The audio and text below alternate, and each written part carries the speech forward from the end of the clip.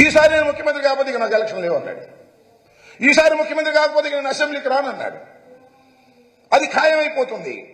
అందువల్ల ఏ విధంగా అయినా సరే సబద్దాలాడి కోట్లు ఖర్చు పెట్టి జగన్మోహన్ రెడ్డి మీద విషం జల్లి ఏదో ఒక విధంగా గెలవాలనే తాపత్రయమే కనబడుతుంది తప్ప ప్రజలకు మేలు చేశాను కాబట్టి గెలవాలనేటువంటి ఆత్మస్థైర్యం లేనటువంటి వ్యక్తిగా ఇవాళ నారా చంద్రబాబు నాయుడు గారు చాలా స్పష్టంగా అర్థమవుతున్నాడు. ఈ విషయాన్ని మీ అందరికీ కాస్త చంద్రబాబు నాయుడు గారి ఉపన్యాసాలు కానీ మీటింగులు కానీ అత్యంతం పరిశీలిస్తే చాలా స్పష్టంగా అర్థమవుతుందని కూడా మనవి చేస్తున్నాం. ఎస్, ఇవాళ జగన్మోహన్ రెడ్డి గారు భీమిల్లో బహిరంగ సభ పెట్టారు. సిద్ధం అని పెట్టారు. మేము ఎన్నికలకు సిద్ధం, సర్వం సిద్ధం చేసుకున్నాం. మా 175 మంది అభ్యర్థులు సిద్ధం, 25 మంది పార్లమెంటు సభ్యులు సిద్ధం. మేము సిద్ధంగా ఉన్నాము, ప్రజలకు మేలు చేశాము, రాబోయే ఎన్నికలకు అడుగులు వేస్తున్నాము, మేము సిద్ధంగా ఉన్నాము అని చెప్తుంటే చంద్రబాబు నాయుడు గారు సిద్ధం అని. చంద్రబాబు నాయుడు గారే కాదు, ఆయన ఎవరు, పవన్ కళ్యాణ్ గారు, ఆయన కూడా సిద్ధం అంటున్నాడు. దేనికయ్యా సిద్ధం? మీరు నాకు అర్థం కాలేదు. మీ ఇద్దరు కలిసి కూర్చుని మాట్లాడుకుని సీట్లే అనౌన్స్ చేయలేనటువంటి దౌర్భాగ్యమైన పరిస్థితిలో ఉన్నారో, డ్రామా ఆడుతున్నారో తెలియదు. పవన్ కళ్యాణ్ గారు ఎక్కడ నిలబడతాడో తెలియదు, అనౌన్స్ చేయరు. చంద్రబాబు నాయుడు గారు 1 నిలబడతాడో 2 నిలబడతాడో తెలియదు. వీళ్ళు సిద్ధం అంట. దేనికయ్యా మీరు సిద్ధం? ఒకదానికి మాత్రం మీరందరూ సిద్ధం. ఎన్నికలు అయిపోయిన తర్వాత తట్ట బొట్ట సర్దుకొని హైదరాబాదు నివాసానికి చేరడానికి అందరూ సిద్ధంగా ఉన్నారు. చంద్రబాబు నాయుడు గారు, పవన్ కళ్యాణ్ గారు, లోకేష్ గారు సిద్ధంగా ఉన్నారు. మూటా ముల్లె సర్దుకొని, ఎందుకంటే ఇల్లు కూడా లేనటువంటి రాజకీయవేత్తలు మీరు ఆంధ్రప్రదేశ్లో కాబట్టి లారీకి సరుకెత్తుకుని సర్దుకోవడానికి సిద్ధంగా ఉన్నటువంటి ముఖాలు మీవి అని ఈ సందర్భంగా నేను స్పష్టంగా చెప్పదలుచుకున్నాను.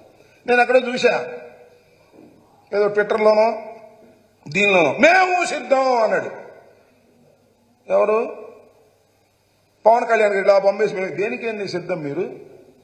చంద్రబాబు నాయుడిని లోకేష్ని భుజాన్ని వేసుకుని మోయడానికి సిద్ధమా? లేకపోతే ప్యాకేజ్ ఇస్తే ఎత్తుకుపోవడానికి సిద్ధమా? దేనికి సిద్ధం నువ్వు నాకు అర్థం అడుగుతున్నా నేను. ఓ లోకేష్, ఓ పవన్ కళ్యాణ్ గారు చెప్పదలుచుకున్నాడు.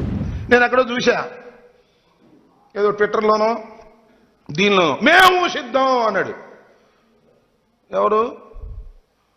పవన్ కళ్యాణ్ గారు. ఇలా పంపేసి దేనికేంటి సిద్ధం మీరు? చంద్రబాబు నాయుడిని లోకేష్ని భుజాన్ని వేసుకుని మోయటానికి సిద్ధమా? లేకపోతే ప్యాకేజ్ ఇస్తే ఎత్తుకుపోవడానికి సిద్ధమా? దేనికి సిద్ధం నువ్వు నాకు అర్థం అడుగుతున్నా నేను.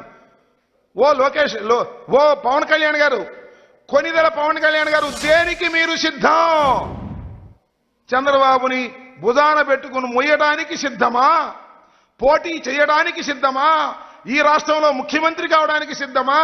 అసలు దేనికి మీరు సిద్ధమో తెలియనటువంటి అగమ్య గోచరంలో ఉండి జగన్మోహన్ రెడ్డి గారు సిద్ధం అన్నారు. మేము సిద్ధం అంటున్నారు. సిద్ధం అనకపోతే జనం కొడతారు కాబట్టి, తిడతారు కాబట్టి సిద్ధం అంటున్నారు తప్ప మీకు సిద్ధం ఎక్కడుంది?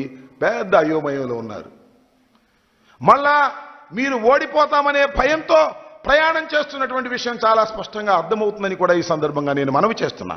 కాబట్టి చంద్రబాబు నాయుడు గారి సైన్యం ఈ రకంగా జగన్మోహన్ రెడ్డి గారి మీద బురదలేటటువంటి కార్యక్రమం చేయటమే కాకుండా ఇవాళ జగన్మోహన్ రెడ్డి గారిని ఓడిస్తామని ప్రగల్భాలు పలుకుతున్న మీకు నేను మనవి చేస్తున్నా. జగన్మోహన్ రెడ్డి గారు మొన్న సిద్ధం మీటింగ్లో చెప్పారు, కౌరవ సైన్యం మీది. జగన్మోహన్ రెడ్డి గారు అర్జునుడిలాగా ప్రవేశించబోతున్నాడు. అభిమన్యుడు కాదు. ఎంతమంది వచ్చినా, ఎంత సైన్యం వచ్చినా అంత సైన్యాన్ని జయించి పద్మవ్యూహాన్ని కూడా ఛేదించి మళ్ళా తిరిగి ఈ ఆంధ్రప్రదేశ్లో వైఎస్ఆర్ కాంగ్రెస్ పార్టీ జెండాని ఎగురవేయడానికి సిద్ధంగా ఉన్నటువంటి వ్యక్తి జగన్మోహన్ రెడ్డిని మనవి చేస్తున్న కారణం ఒక్కటే, 5 సంవత్సరాలు చిత్త